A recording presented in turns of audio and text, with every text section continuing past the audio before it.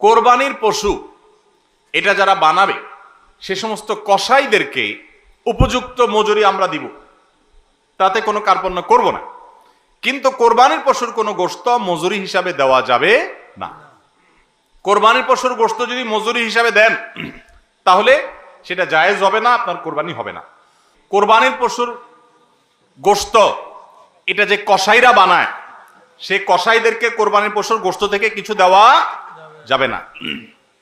এখন আপনি বলবেন, ভাই কেমন কথা, যেই বেচারা কোরবানির পশুটা জবে করলো, সরি গোশতটা প্রস্তুত করলো, চামড়াটা ছিললো, এত কষ্ট করে বানাইলো, গোশতগুলো সব নিয়ে বাসাতে উঠে যাবো আর তারে কিছুই দিব না, কেমন হয়? দেখতে মনে হচ্ছে এটা অমানবিক না? আসলে কাহিনী ভিন্ন। কাহিনী কি? কাহিনী হলো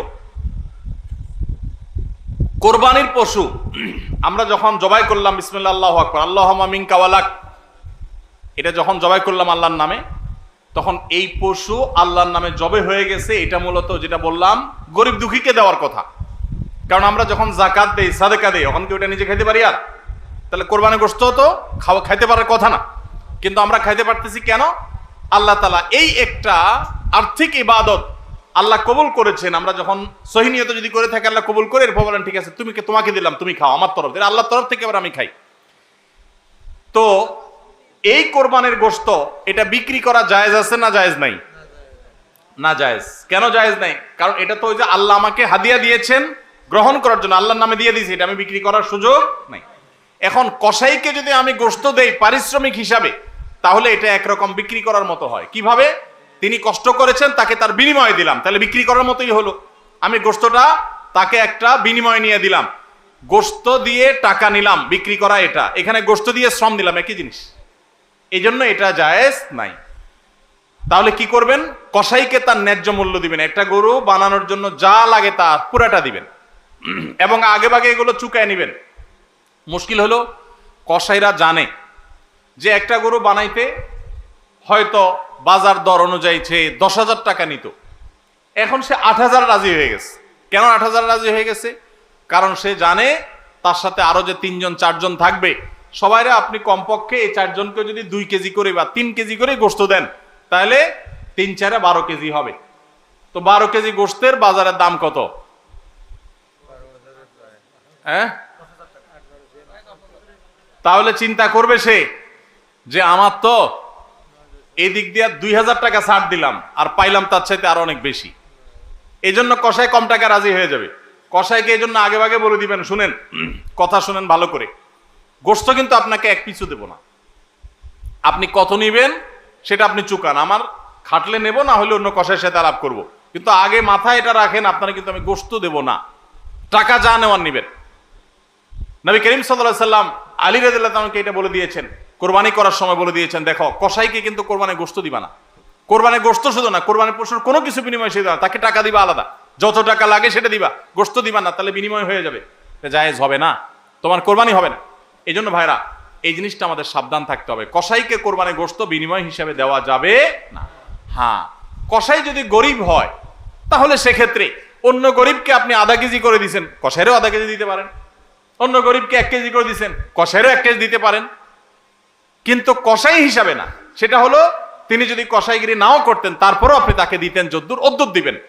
এর বেশি যদি আপনি দেন এবং সেটা যদি বিনিময় হিসাবে দেন তাহলে কি হবে না? জায়েজ হবে না। এই একটা মাসআলা না জানার কারণে আমাদের অনেকের কোরবানি এটা নিয়ে টানাটানি দেখা দেয়।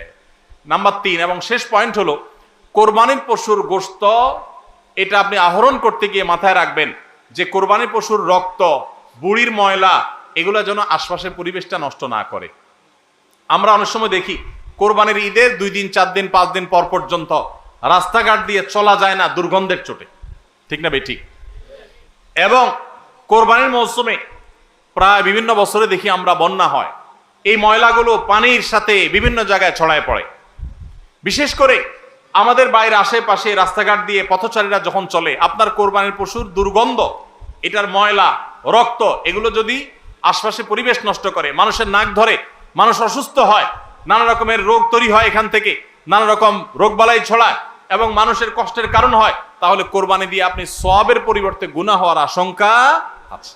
এই জন্য নিজ দায়িত্বে আমার পশুর কোরবানির রক্ত গর্ত করে এমন ভাবে কোরবানি করব যে সব গর্তে চলে যাবে এবং মাটি চাপা দিয়ে দিব এবং পানি দিয়ে এমন ভাবে পরিষ্কার করে দিব, ব্লিচিং পাউডার ইত্যাদি দিয়ে এমন ভাবে পরিষ্কার করব যাতে করে আশপাশে কোনো মানুষের কষ্ট না হয়। অনেকে আছেন কোরবানির বুড়ির ময়লাগুলা যেখানে সেখানে ফেলে দিয়ে রাস্তার পাশে উনি বুড়িটা নিয়ে চলে গেছেন। এটা কোনো ভালো মুসলমানের কাজ না, এটা ফাসেক মানুষের কাজ। নবী করিম সাল্লাল্লাহু আলাইহি সাল্লাম ঈমানের শাখা বলতে গিয়ে বলেছেন ইমাতাতুল আযা আনিত তারিক, ঈমানের একটা শাখা হলো রাস্তায় এমন কিছু যদি কেউ কষ্ট ফেলে রাখে যেটাতে আরেকজনের কষ্ট হয়, সেটা আপনি আরেকজন ফেললে আপনি সরাই দিবেন, এটা হলো ঈমানের দাবি। আর আপনি নিজে যদি ফালান সেই জিনিসটা, যে জিনিসটা মানুষের কষ্ট হয়, তাহলে এটা তো কুফরির অঙ্গ হবে। কথা কি বুঝাইতে পারছি? আমরা অনেকে কোরবানি করি কিন্তু এই জিনিসগুলো খেয়াল করি না যে আমার কোরবানিটাকে অনর্থক করে দিতে পারে, অর্থহীন করে দিতে পারে, সওয়াবের পরিবর্তে গুনাহ হতে পারে। এজন্য কোরবানির পশুর রক্ত, ময়লা, বুড়ির ময়লা, এই সবগুলোকে আমরা নিজ দায়িত্বে একেবারে পরিষ্কার করে রাখবো। মনে থাকবে তো ইনশাআল্লাহ? আল্লাহ তাআলা আমাদের সবাইকে কোরবানির এই ইবাদতকে আল্লাহকে সন্তুষ্ট করবার উদ্দেশ্যে খালেস এবং বিশুদ্ধ নিয়তে, সহি নিয়তে এবং এই কোরবানিকে আল্লাহ তাআলা বিশুদ্ধ উপায়ে আমাদেরকে সবাইকে সম্পাদন করার তৌফিক দান করুন। আমাদের কোরবানির পশুর রক্ত বা পশুর কোনো কিছু দুর্গন্ধ বা কোনো কিছু, কোনো ময়লা যেন পরিবেশকে দূষিত না করে, মানুষের কষ্টের যেন কারণ না হয়। আল্লাহ তাআলা আমাদের সবাইকে সে বিষয়গুলোকে মেনে চলার তৌফিক দান করুন। কে কত ভালো কোরবানি করলেন, কে কত ভালো মুসলমান, দায়িত্বশীল মুসলমান, এটা বোঝা যাবে কোরবানির পর পশু যেখানে কোরবানি করেছেন আশেপাশে কোনো জায়গায় কতটা পরিষ্কার আছে না আছে, এটার উপরে। এটা হলো মিটার, এটা দিয়ে মাপা যাবে যে আপনি মুসলমান, ইসলাম কতটা বুঝছেন। শুধুমাত্র জবাই করলেন আর গোশত খাইলেন ইবাদত হয়ে গেল, এত সোজা না। আল মুসলিমু মান সালিম আল মুসলিমুনা মিন লিসানিহি ওয়া ইয়াদিহি, যার হাত মুখ দ্বারা অন্য মুসলমান নিরাপদে থাকে সেই মুসলমান। আপনার জবাই করা পশুর রক্ত, এটার গন্ধ কয়দিন পরে ছড়াচ্ছে, শুকায় রক্ত গন্ধ বাইর হয়েছে, ময়লা আছে সেগুলোর গন্ধ বাইর হয়েছে, তা অন্য মানুষের কষ্ট হচ্ছে, আপনি মুসলমান হতে পারলেন না, আপনার এটা ইবাদত হলো না। এই জন্য এই একটা বিষয় মনে হতে পারে ছোট্ট বিষয়, এই ছোট্ট বিষয়টাই কিন্তু আমাদের ইবাদতকে নষ্ট করে দিতে পারে। আমরা সবাই খেয়াল করবো তো ইনশাআল্লাহ?